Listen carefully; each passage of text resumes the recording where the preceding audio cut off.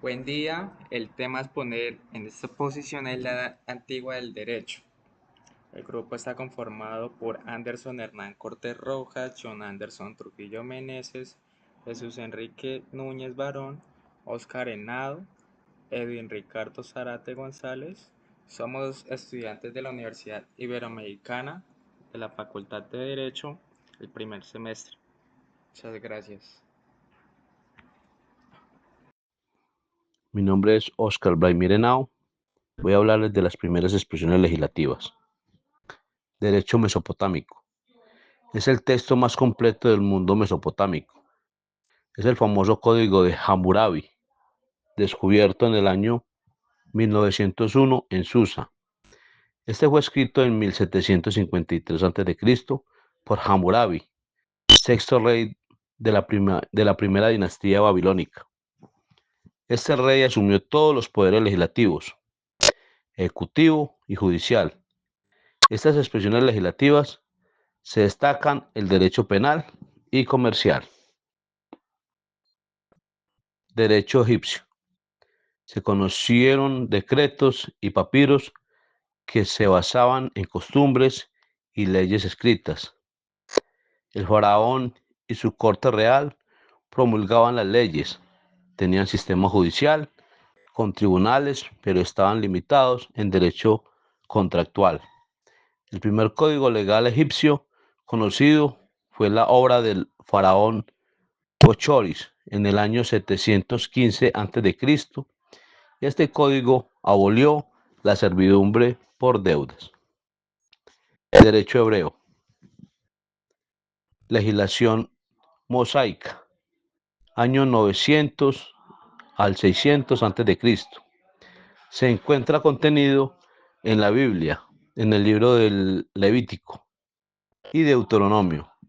Tiene bases en el Decálogo de Moisés. Se tienen normas del derecho penal, familiar y patrimonial. Derecho hindú. Código de Manú, formado por 12 libros y trata el derecho público y privado. Contiene más de 200 versos divididos en 18 capítulos. Tiene además normas jurídicas, morales y religiosas, es decir, toda la conducta humana, política, civil, moral y religiosa. Derecho tartesio. No tienen un registro escrito. Se rigió por monarquías y tenían leyes sobre la agricultura y sociedad. Buenos días, mi nombre es Anderson Cortés y hoy vengo a exponer el Código de Hammurabi, Leyes y Sociedad. El Código de Hammurabi es uno de los conjuntos de leyes más antiguos que se conoce y fue creado en la Edad Antigua, alrededor del año 1754 a.C., durante el reinado del rey Hammurabi de Babilonia, en la Edad Antigua Mesopotamia, lo que hoy sería Irak. Características principales del Código de Hammurabi. Una es que es un código legal que contiene leyes y castigos para regular la vida social, económica y política del pueblo babilonio. Otra característica es que está escrito en piedra. Es una estela de diorita negra en acadio, el idioma de la época. Otra característica principal de este código es que aplica el principio ojo por ojo, diente por diente. Esta es la ley de Taylor, aunque con con diferencias según la clase social.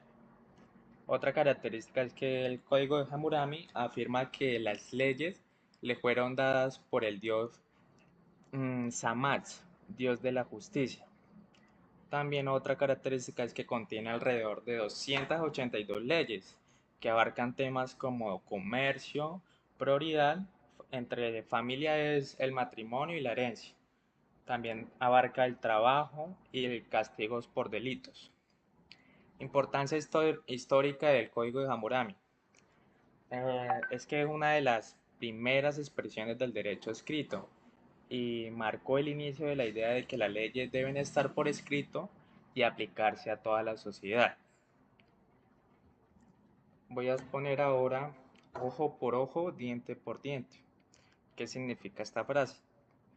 Este principio refleja la ley de Taylor, que establecía un castigo proporcional al daño causado. Su objetivo era evitar venganzas descontroladas, imponiendo penas equivalentes al delito cometido. Voy a dar ejemplos sobre esta frase. Eh, por ejemplo, si alguien saca un ojo a otro, se le sacará el suyo.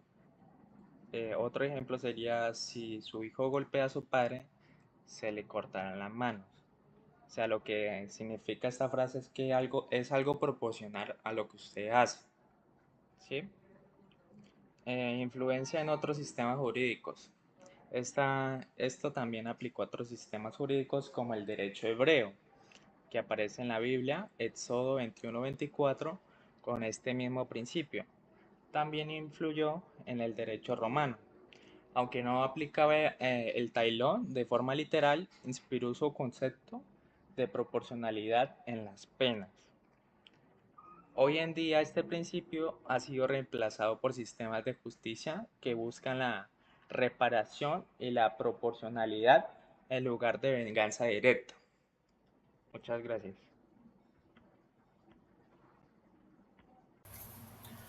Muy buen día para todos. Mi nombre es John Anderson Trujillo Meneses. Este es una presentación de introducción al derecho y en nuestro grupo de trabajo hemos escogido la antigua. Entre la edad antigua del derecho encontramos el derecho y justicia del antiguo Egipto. La justicia del antiguo Egipto está bajo la vocación del MAP y representaba el orden cósmico que hacía posible la vida. Es por ello que tanto el Chati en el egipcio era un magistrado supremo, era el que representaba el representante de la diosa Map, que era la cósmica, era la que del orden jurídico y supremo, y en el resto de los magistrados y los presidentes de los distintos tribunales eran los sacerdotes de la diosa, y todos ellos ocupaban la más alta jerarquía de la administración, siendo los primeros faraones la misión principal del monarca. Era la representación viva del Ra en la tierra, era el hacer reinar la justicia para que el orden imperase en el país, fuera próspero.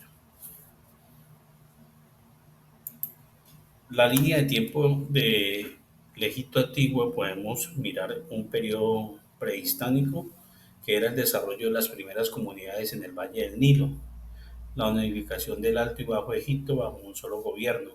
Eso fue en el año 5500 a.C. a 3100 a.C. Seguido en el año 3100 al 2180 a.C.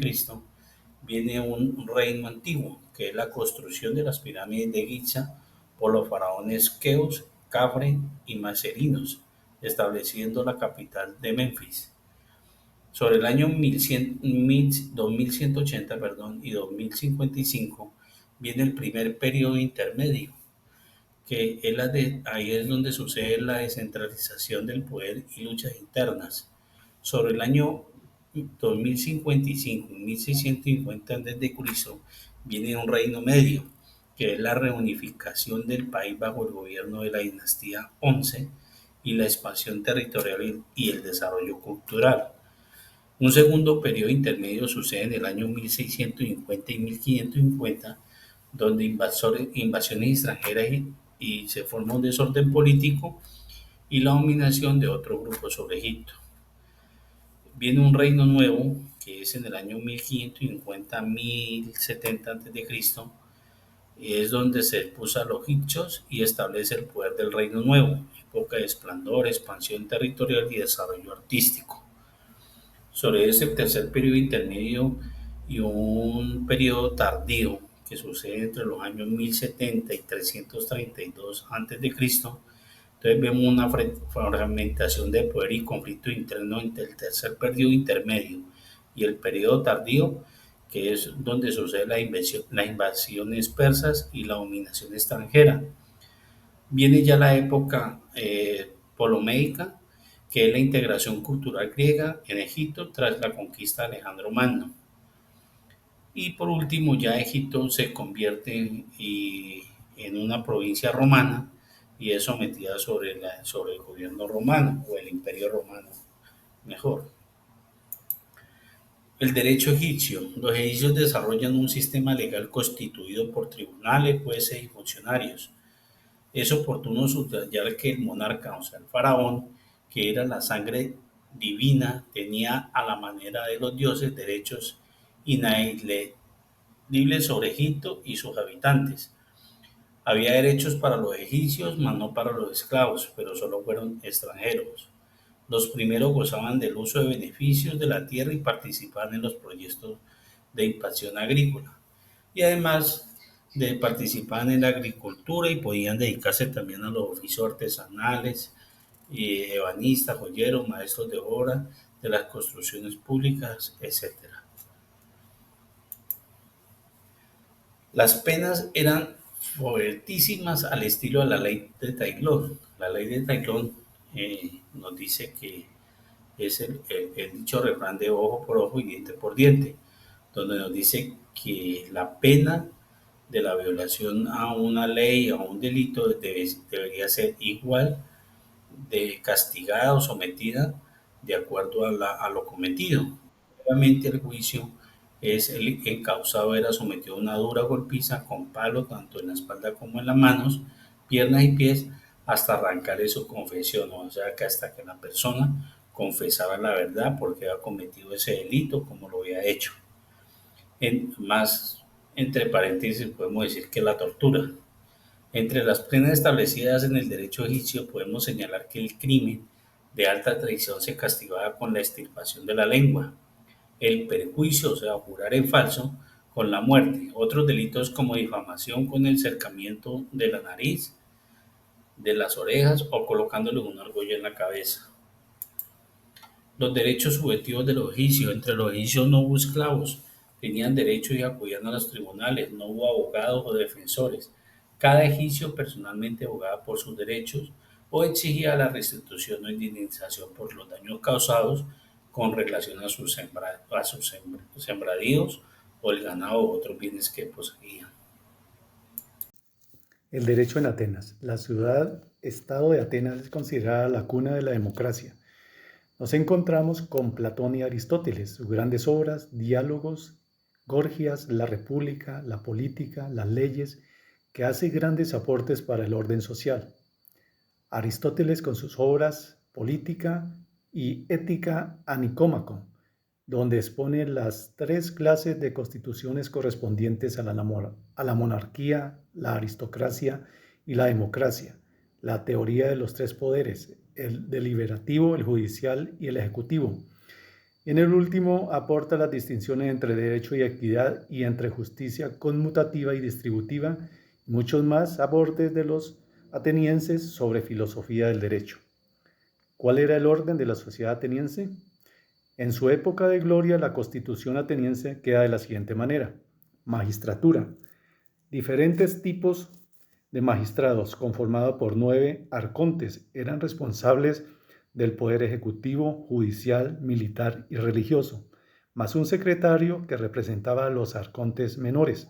Todos representaban las 10 tribus. El bule o el consejo de los 500, por igual número de ciudadanos mayores de 30 años, es decir, por 500 ciudadanos. Actuaban integrados en 10 grupos de 50 personas representando a las 10 tribus. Eran elegidos por sorteo y por un año. Preparaban los asuntos que se llevaban a la asamblea, entre otros cobraban sueldo del Estado y rendían cuentas de su actuación. Consejo de Areópago, de carácter vitalicio, integrado por arcontes, conocían casos de homicidio, envenenamiento e incendio. Asimismo, árbitro en conflictos internacionales. La Eclesia o Asamblea General era el máximo cuerpo político de Atenas. Asistían todos los ciudadanos en pleno ejercicio de sus derechos cívicos. Función principal legislativa y de control constitucional. La votación se realizaba a manos alzadas. También tuvieron atribuciones judiciales como transformarse en gran jurado. Los jurados populares o dicasterias, conformado por 6.000 ciudadanos atenienses de más de 30 años, dividido en 10 sesiones. Recibían remuneración por sus servicios, conocían litigios entre partes que podían resultar en decisiones declarativas o ejecutivas, es decir, declaración de un derecho o pago de una indemnización, y acciones públicas ejercidas por cualquier ciudadano en nombre del Estado para atacar una ley que se hubiera dictado contraviniendo a la Constitución. El derecho en Esparta. La estructura sociopolítica estaba regulada por una especie de constitución. La gran retra atribuyó a Licurgo, hombre sabio e instruido. A la sombra de la gran retra aparecen 4 elementos característicos: una monarquía dual, gobierno de 2 reyes hereditarios representada a 2 casas nobles, y una característica muy particular: eran rivales. La Gerusia, integrada por 28 ancianos escogidos por elección entre la familia más nobles. Función principal: preparar los asuntos para presentarlos ante la asamblea, y hacían las veces de corte marcial cuando estaba en juego la vida de un espartano. Una asamblea popular llamada apela o apella, asamblea popular electiva, donde residía la voluntad del pueblo, conformada por espartanos mayores de 30 años. No discutían ni iniciaban asuntos en su seno. Se reunían una vez al mes bajo el mando de los eforos para aprobar o no algún proyecto que se les sometiera a consulta. Los eforos, los verdaderos gobernantes, 5 magistrados con facultades de control, autoridad de la moral de todos los ciudadanos. Eran las autoridades de relaciones exteriores o internacionales y diplomáticas. En el orden civil podían funcionar como jueces o constituirse como tribunales de justicia. Las normas de Licurgo regularon también aspectos de la vida de los particulares en la comunidad. Normas relativas a la posesión de tierra, a la conducta y vestimenta de las mujeres, quienes eran las encargadas de educar a niños y jóvenes, enfocada a crear hombres para la guerra. Practicaban la eugenesia, que consistía en que un buen esposo debía buscar un hombre físicamente mejor que él para que tuviera hijos con su esposa para mejorar la descendencia. Asimismo, se deshacían de los niños que nacieran enfermizos o con defectos físicos, por cuanto la finalidad era contar con individuos robustos y bien formados para integrar su ejército. Por último, eran controlados por un derecho primitivo aislacionista. Los espartanos les estaba prohibido viajar al extranjero para que no adquiriesen los hábitos y malas influencias de otros pueblos. Contexto histórico. La historia es la muestra de vida. Nos enseña a reincidir en el camino correcto, seguido por nuestros antecesores. Siguiendo al historiador francés Henri Maud, dice que la historia es el conocimiento del pasado humano. Sin embargo, ese pasado se convierte en algo distinto de la que en realidad fue, como algo pretérito, como algo que fue y ya no es. Para poder entender qué es la historia, hay 3 pasos fundamentales. Primero, distinguir entre acontecimientos históricos y el pasado. Segundo, reflexionar sobre la objetividad de la historia. Tercero, conocer el quehacer del historiador. El derecho es un orden que se expresa normalmente con el fin de regir a la sociedad. Generalmente se afirma que el derecho es simplemente un conjunto de normas. Las características del derecho, como la moral y las del trato social. A lo largo de la historia hemos visto que el derecho positivo puede coincidir o no con el derecho natural. Aportes a la ciencia jurídica. Su objetivo principal es garantizar la coherencia interna del sistema normativo, ofreciendo soluciones lógicas y fundamentadas dentro del marco de las normas positivas. Es el enfoque predominante en la tradición jurídica continental europea. Las fuentes de la ciencia jurídica, en resumen, las fuentes del derecho son formales y reales e históricas. De las primeras tenemos legislación, conjunto o cuerpo de leyes por cuales se gobierna un estado o una materia determinada. Costumbre, manera habitual de actuar o comportarse. Doctrina, enseñanza que se da para instrucción de alguien. Jurisprudencia, ciencia del derecho. De ellas nacen las normas jurídicas. Hoy voy a hablar del derecho romano en la Edad Antigua. El derecho romano es un ordenamiento jurídico que rigió a los ciudadanos de la antigua Roma e influyó en los sistemas jurídicos modernos. Eran tan prácticos que aún hoy son la base del derecho continental y de los códigos civiles. Su vigencia viene desde el año 753 a.C. hasta la caída del Imperio Romano en el siglo V después de Cristo. Las normas del Imperio Romano tuvieron vigencia hasta la caída del Imperio Otomano en el año 1453. Los romanos legislaban a base de costumbres y normas no escritas.